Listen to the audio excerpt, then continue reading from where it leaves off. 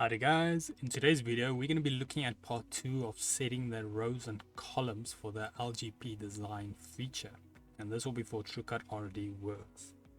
But before that, let's have a quick intro first.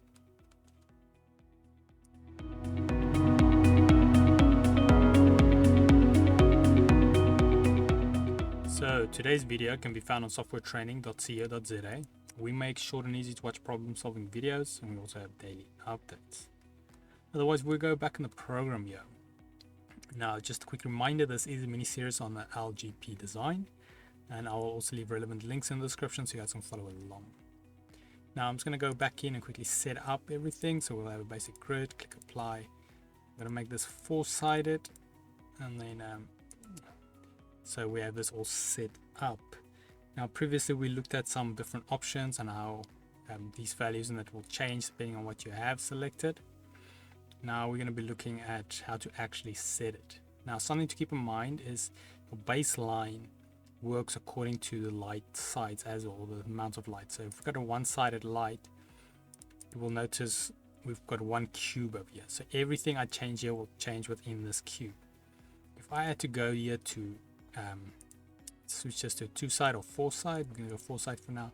Then when I change this, it will change the values of one of these cubes, but all the other ones will be relevant to the one we changed. So it doesn't work as a whole anymore, but now it works as individual little cubes based around this baseline. So that is rather important to note. Now, under the settings, we've got your row distance, column distance, and then a few other settings that's grayed out. We also have start, end, and grade for gradient. Now we'll start with a row distance, which is the vertical amount, like this. So at the moment we can see there's 8. So there's 8 within this block. So if I had to increase this, let's say to 3, go to system, apply, then we'll see now there is, what is that, 6. Zoom in here. So now we've got 6 over here in the block. Like I said, it works going to a block, not as a whole if you have it on a four-sided light.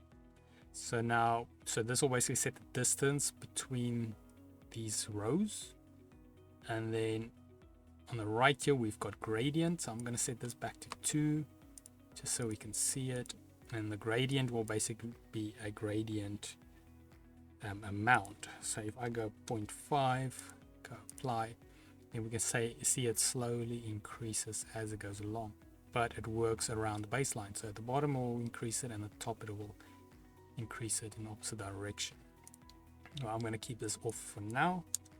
Now the gradient works the same for the columns as well. So like we said, the rows are for vertical, columns are for horizontal. So if we had to increase this, let's say to 3, we can see the value at the bottom is 12. So we've got 12 in a column. Click apply. Now I've got more spacing. Now we've got 8 under a 3-column distance. So this is how you set the columns distance. You can also do a gradient, but I will not do that so we can save some time. Let's click apply. I'll set that back, and then you will also notice, like I mentioned, we've got the grayed out ones, and this is pretty much just relevant to what you've set this value.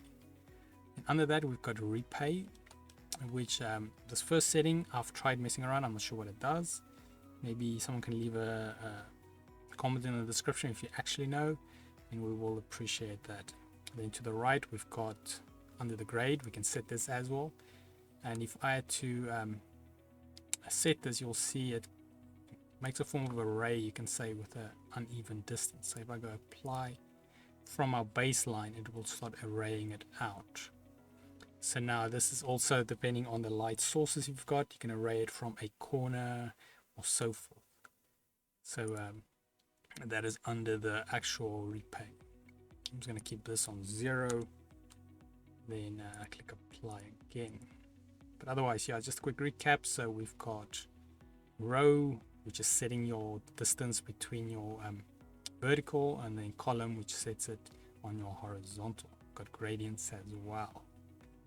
But yeah, that's just about wraps up the rows and columns. If we had to head here to softwaretraining.co.za, you guys all notice we've got a variety of different softwares to do cover, and you can isolate your search on the top right. If you do not, however, find the training videos you're looking for, just simply go here, request a training video, fill in the mini form, then we'll do our best to make that for you. But otherwise, thanks guys for watching, and cheers.